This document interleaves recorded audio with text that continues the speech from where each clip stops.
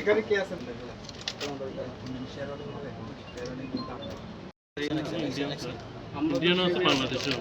এটা একটু আগে আমাকে বলছেন এটা ইন্ডিয়া। না না হয়তো না, একটু আগে আমাকে বলে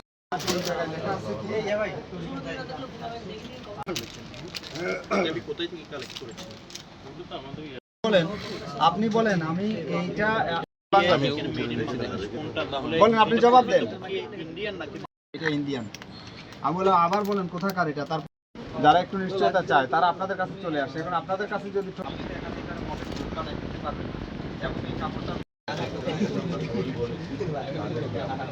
আসলে পণ্যের কোয়ালিটি, পণ্য বা কাপড়ের কোয়ালিটি অনুসারে এটার দামে ভ্যারি করতে পারে। তো কিন্তু সেটা কোনো এটার তথ্য উপাত্ত নিয়ে কোনো রকমের কারচুপি করলে এখানে আসলে একটা প্রতারণার আশ্রয় বলে মনে হয়। তো আমরা প্রথমে এসে যে পাঞ্জাবিগুলো দেখেছি, ওনাকে একটা পাঞ্জাবিকে জিজ্ঞেস করলাম, উনি বললেন যে এটা মেড ইন ইন্ডিয়া। পরবর্তীতে আবার এটাকে যখন ডকুমেন্টের কথা বললাম যে ডকুমেন্ট কিন্তু দেখাতে হবে, তখন তিনি আবার ওনার কথা থেকে সরে আসলেন, এসে বললেন যে না, এটা মেড ইন বাংলাদেশ।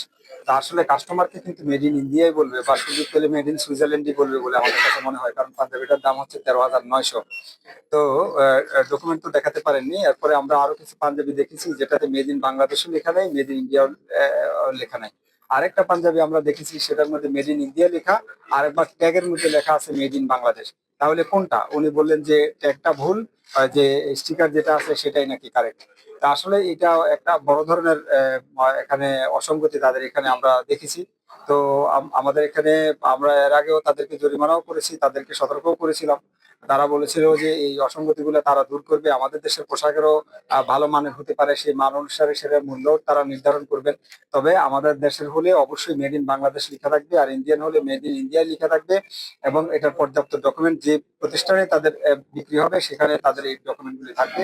আপাতত আমরা এই প্রতিষ্ঠানকে এই তাদের এই আহ, অসঙ্গতিপূর্ণ প্রচারণার কারণে আমরা তাদেরকে 1,00,000 টাকা অর্থদণ্ড করেছি, আর ভবিষ্যতের জন্য সতর্ক করছি এরকম অসঙ্গতি যেন আর ভবিষ্যতে না থাকে। এর আগেও সতর্ক করেছেন, জরিমানা করেছেন একই রাজস্থানকে। আবার আসলে যুদ্ধ পরিস্থিতির কারণে আমাদের বেচা কেনার মধ্যে বিরাট একটা অস্থিরতা দেখা যাচ্ছে। আমরা যে কাঙ্ক্ষিত লক্ষ্যে আমরা ইনভেস্ট করেছি সেটা কিন্তু আমাদের একদম চক্ষু পালু উঠে গেছে। আমাদের অবস্থা খুবই খারাপ, ব্যবসা বাণিজ্য নাই। চট্টগ্রামের মানুষ উত্তর দক্ষিণের সবাই থাকে দুবাই, কাতার, সৌদি আরব। সেখান থেকে এবার ঈদের যেই অর্থ আসার কথা সেটা আসে নাই।